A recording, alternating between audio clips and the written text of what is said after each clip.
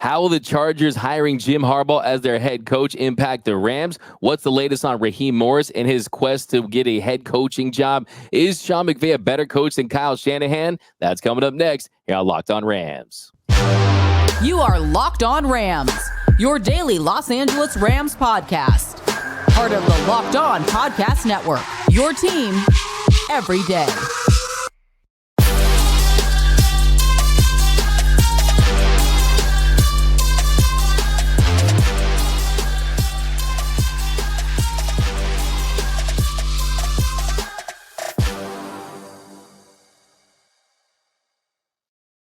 What is up, Ramley, and welcome to the episode of Locked On Rams, your daily podcast covering your Los Angeles Rams. Free and available wherever you get your podcasts. Locked On Rams, part of Locked On Podcast Network, your team every day. We're also available over on YouTube, so if you haven't yet, do us a huge favor, join the party, hit that subscribe button, hit that notification bell, hit that like button, and let us know. Will the Chargers hiring of Jim Harbaugh impact the Chargers' popularity? Are they a threat to the Rams in LA? We're going to talk about that on today's show. My name is Doug McCain. You can follow me on X and Instagram at DMac_LA. I've been covering LA sports for over a decade. SI 24/7 Sports, Dodgers Nation.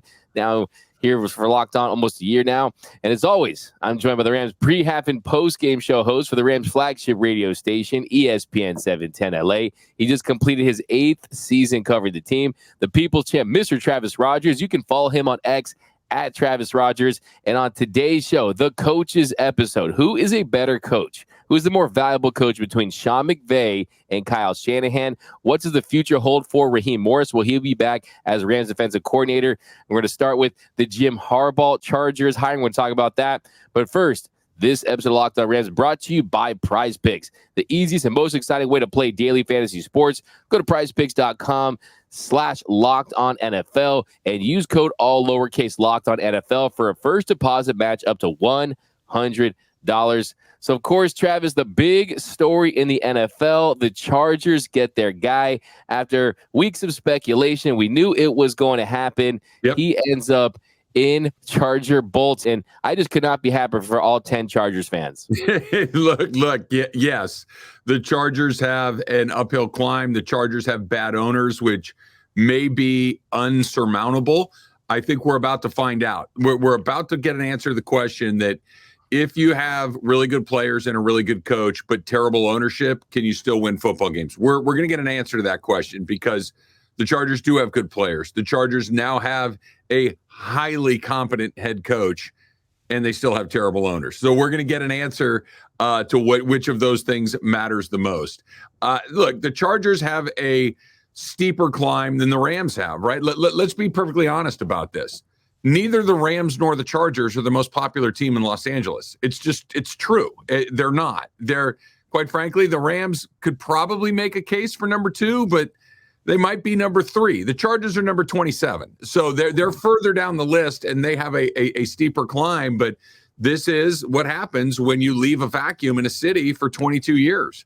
And that's exactly what it was, that the Rams and the Raiders left 22 years of no NFL football. So the Rams have a little head start because of the history here. But the Chargers, they're starting not only from ground zero, but ground negative 4,000 because they were just down the road. And people here still think of them as the team from down the road. But they made a pretty good hire in Jim Harbaugh. That's going to be – they're going to win some games, I think.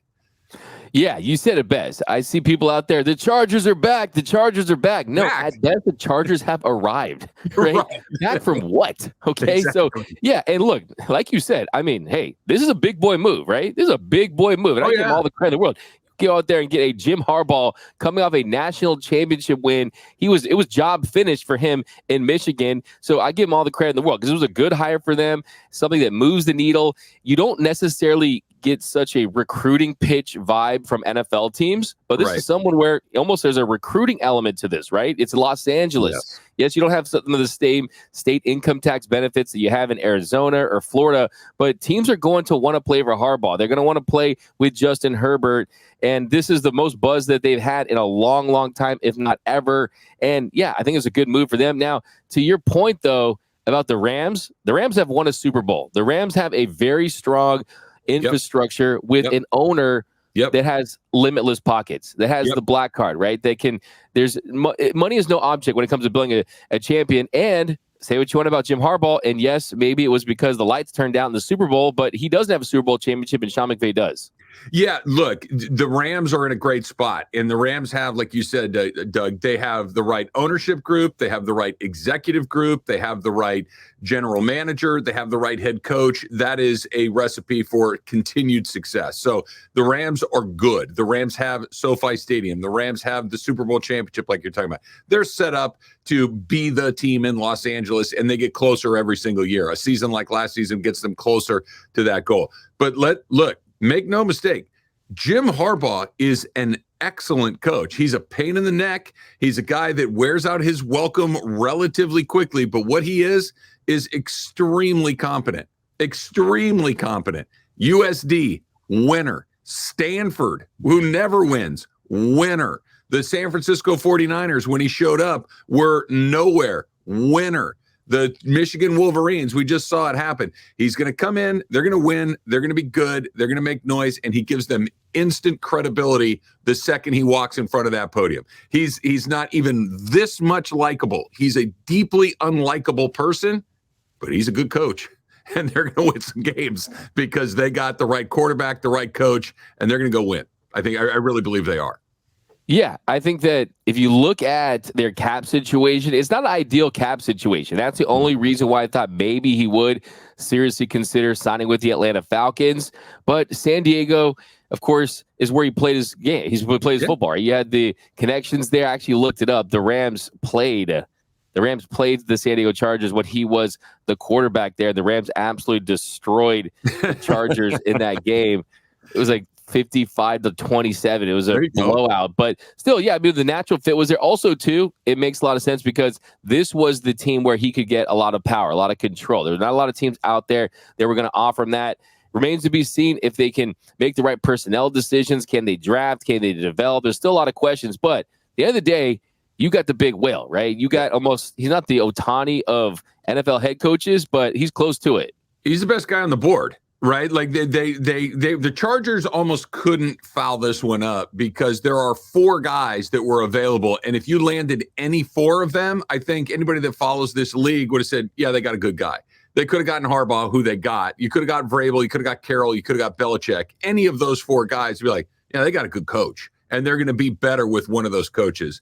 I think if you were ranking those 4, I'm not so sure Harbaugh's not number 1. I personally might have leaned slightly, 1% more towards Pete Carroll because of his LA connection. But Jim Harbaugh, if he's not number 1, he's number 1A. I'm excited to see it because simply, look, the Rams and the Chargers really aren't competing for anything, in my opinion. I know that there are 20 million people in greater Los Angeles. Both teams can have fan bases. Both teams can have success. They're not in the same division. They're not in the same conference. And until they're on the field together at the same time, they're really not competing. The Rams are competing with San Francisco and Dallas and Green Bay and Philadelphia. Those are in Detroit now. Those are the teams that they're competing with, not the San Diego Chargers, the LA Chargers, or whatever you want to call them. This is actually, I think, interesting for me to have a second team in town that isn't a joke, that isn't something that you can just flip the channel on because you know that they're going to be ridiculous. Jim Harbaugh is going to get them to win some games, and I'm excited to see it, quite frankly. I agree, and I think that this makes LA football, the NFL in LA, even that much more relevant. I think if you're this Rams team, too, from the very beginning, you were the team that came in right out of the gates, trade up for a number 1 pick. You made the Super Bowl in a few years. You won a Super Bowl in 2021. The Rams know more than the Chargers do how to find a way to get their way into this market, to try to be relevant, to try to compete with the Dodgers and the Lakers, and anything that can give the Rams some additional juice, I'm all for. And we know that this organization, they are an extremely competitive organization. Just see the 2023 season when everyone thought they were going to win 5 or 6 games. And they won 10. They made it to the playoffs, right? So I think from a Sean McVay standpoint, I know for a fact he sees this. He's going to say all the right things, but he's going to see that, okay, look at all the people talking about Harbaugh and all the people talking about the Chargers. He knows that the Rams have a bright future, and still, in my opinion, when you look at his age, when you look at how he builds a team, he still is the preeminent coach in this sport, I believe, in my heart of hearts. And I want to say this, though, but you see the memes, though, where you had the Shawshank Redemption meme where there's the warden, and the warden's looking through the hole, and it was like the NCAA looking for Jim Harbaugh to suspend him. I mean, these memes are classic. And I want to point out too is, yeah, it was 57-20. It was 57-27. That's when the Rams beat Harbaugh. Harbaugh had a pretty good game, but Warner 4 touchdowns, no picks. But we're going to talk about Sean McVay, because Sean McVay, I still am the biggest Sean McVay stan. I would still pick him over Harbaugh. But we're going to talk about who is a better coach between Shanahan and McVay. That's coming up next here on Locked On Rams.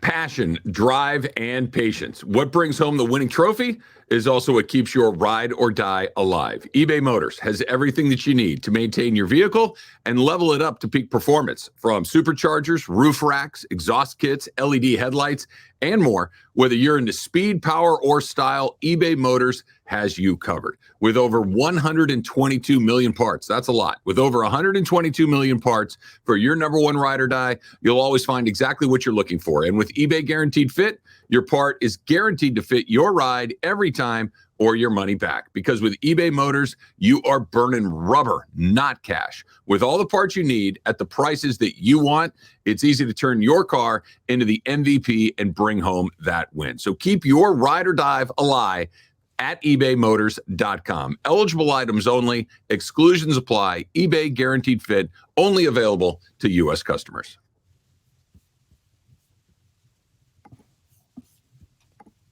And we are off and running here on Locked On Rams. Think of being a Locked On Rams your first listen every single weekday, free and available wherever you get your podcasts. Locked On Rams, part of Locked On Podcast Network, your team every day. Also, a special shout out to those everyday listeners out there. We appreciate you watching every episode, listening to every episode. See you guys down below in the comment section talking about the season and being a part of the show every single day. And we just want to say thank you for that. And also, just a reminder that Locked On Rams, that Locked On has launched the first ever 24/7 streaming channel. You'll find Locked On Lakers, Locked On Dodgers, Locked On Clippers, Locked On Chargers. Now I guess I got to start promoting Locked On Chargers, but definitely go check that out. But here in our second segment, Travis, we're going to continue the coaching conversation. Of course, Kyle Shanahan, he'll be coaching the NFC Championship this weekend. But there seems to be this big debate. Who is the better coach between Kyle Shanahan and Sean McVay? For me, both elite head coaches. I think Kyle Shanahan, of course, as far as an offensive mastermind, we know that it's not a lot of guys better than him. He might be the best on the planet, right, when it comes to that. But I think what the Rams are looking for in this town, like we talked about, a superstar, rock star head coach that's a culture builder, that knows how to get guys to buy in, that knows how to get guys to run through a wall for him. And you combine all the things he does too, 11 personnel, some of his strategies, some of his tactics that have worked for him. I still think Sean McVay is better for the Rams and Kyle Shanahan is better for the 49ers.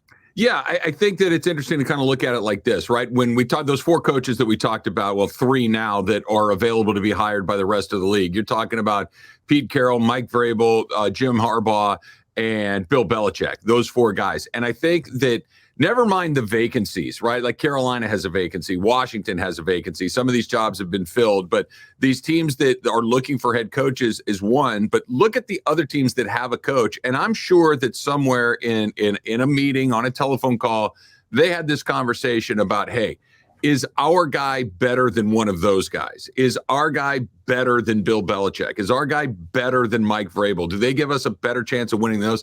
And I would be willing to bet that the vast majority of those meetings are, no, he's not.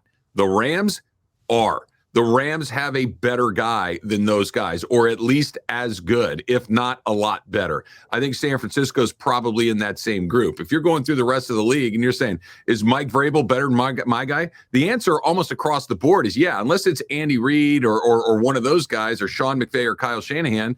The answer is yeah, probably so. The Rams don't have that. The Niners don't have that.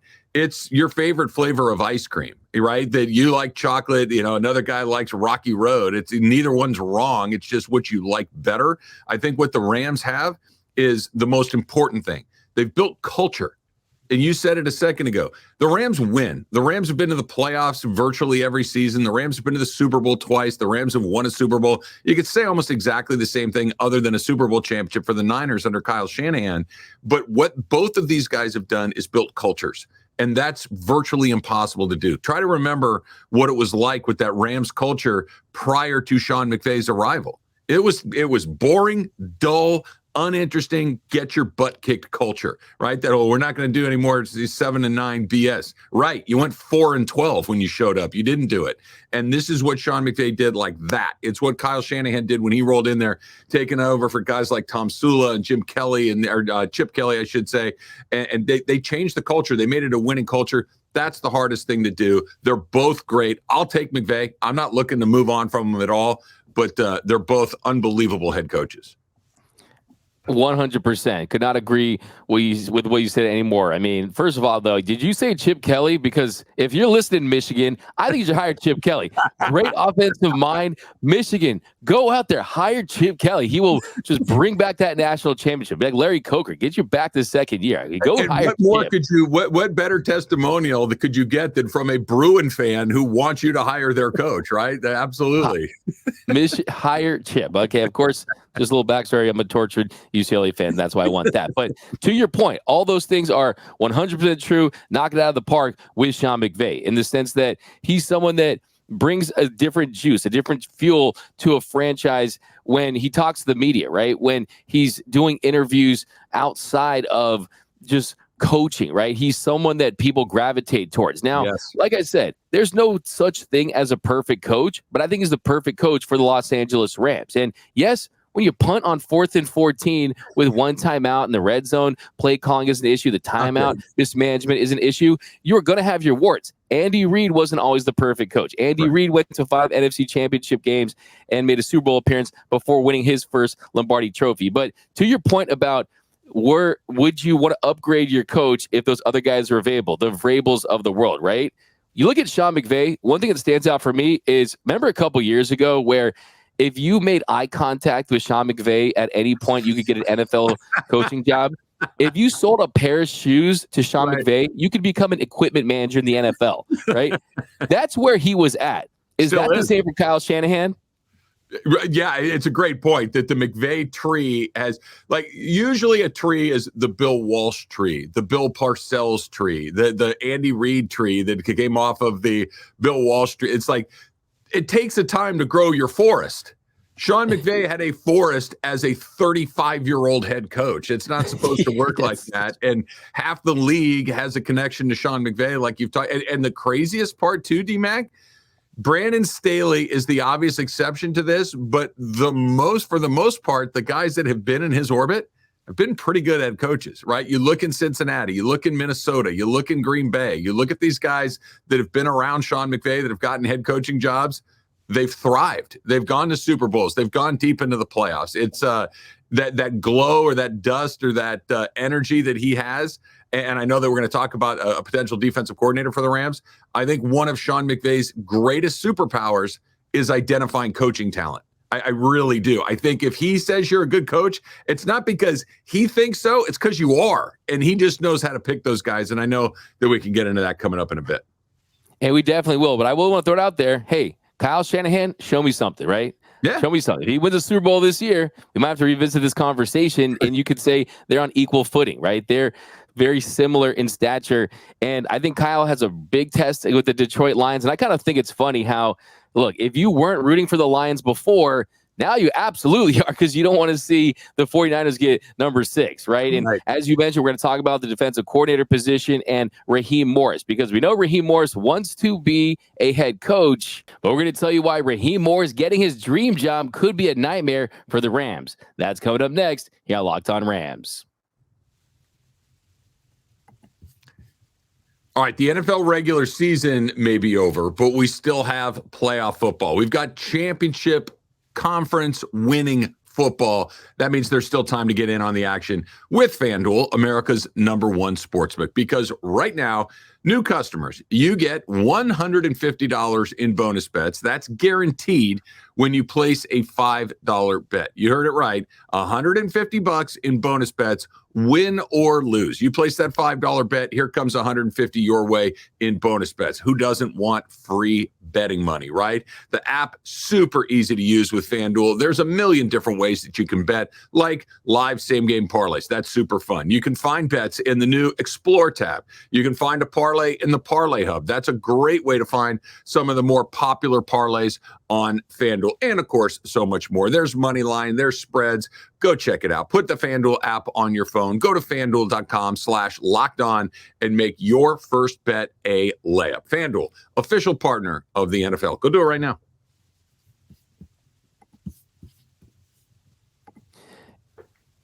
And welcome back to Locked On Rams. Thank you for making Locked On Rams your first listen every single weekday. Free and available wherever you get your podcast. Locked On Rams, part of Locked On Podcast Network, your team every day.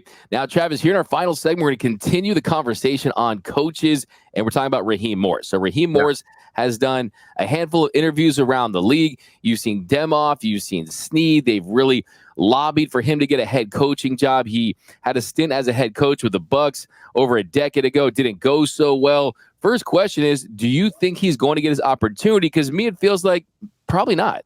It's a great question, D-Mac, and I hope that you're wrong. I hope that I'm wrong, because I hope that he does get a head coaching job, because like you just mentioned, Les Snead, Sean McVay, Kevin Demoff, the entire Rams management structure has been lobbying for this guy, and rightfully so. I've been lucky enough to interview Raheem Morris a few times at training camp. He's got it, right? He's got that magnetism. He's got that thing where he connects to people very, very quickly. I think that that's an incredibly important asset for a head coach, and he knows football, right? I think you're right that stint in Tampa when he got the head coaching job, keep in mind, he was Sean McVay before Sean McVay. He was the youngest coach in the NFL. Yep. He was one of those guys like, hey, he's a great coach, but is he ready for this? And like you mentioned, it didn't go so great. And that's fine. That happens. That this is the NFL where you get a second chance. You get a third chance. And Raheem Morris has certainly earned his opportunity.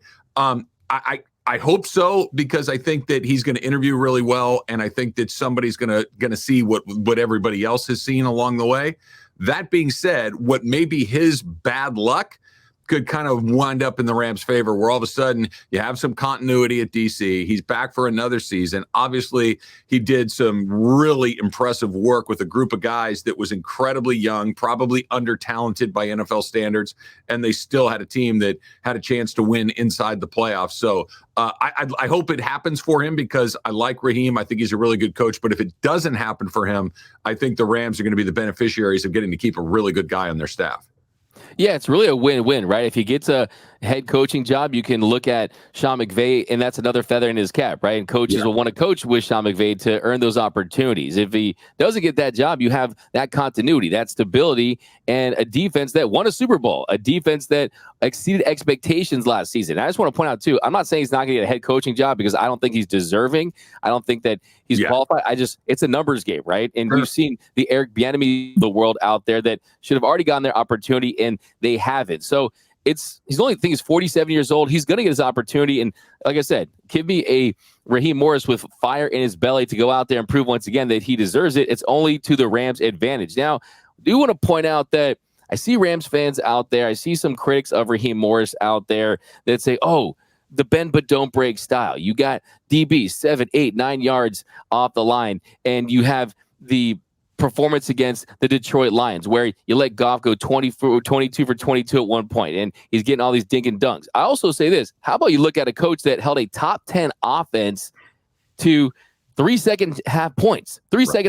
So the adjustments were there, and I think that you got to look at, where the first rounders. Where's the talent? Where's the number one corner? Where's the top edge rusher? He made chicken salad out of what this season. I think he deserves a lot of credit for it. 100%. Look, this is, people get caught up, I think, on some of the ball moves. And look, the first half of the Lions, it was, what the heck is going on here? But I'm glad you brought it up. The second half was, they didn't do anything.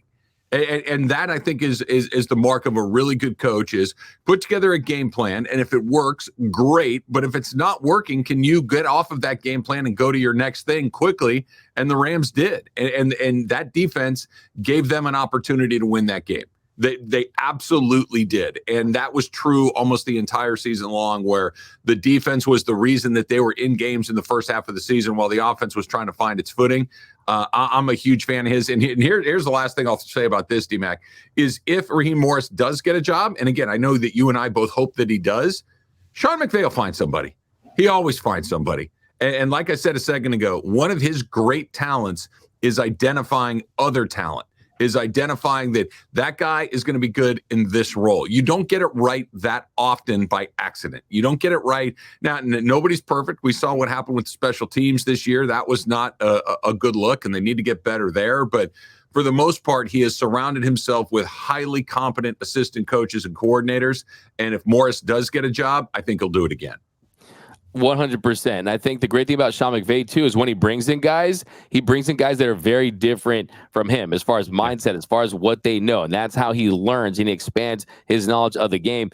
And look, yeah, you give 80% of the completion rate to Jared Goff and you're not able to get those stops at the end. You could pin on the defense. But like you said, not only does Raheem Morris's defense give the Rams a chance to win, it won a Super Bowl. And I'll tell you this style of defense works. You just can't go 0-3 in the red zone. Okay. Yeah. If you don't go 0-3 in the red zone on offense, you win with this defense. So I don't want to say, okay, I want this aggressive defense with tenacity and toughness and size. Give him the pieces. I guarantee you'll see a more aggressive style of play calling from him. So I don't think that's a big issue. So for sure. But that's going to do it for this episode of Locked On Rams. My name is Doug McCain. You can follow me on X and Instagram at DMAC_LA. And as always, you can follow the People's Champ, Mr. Travis Rogers, at Travis Rogers. And until next time, whose house? It's Locked On Rams house.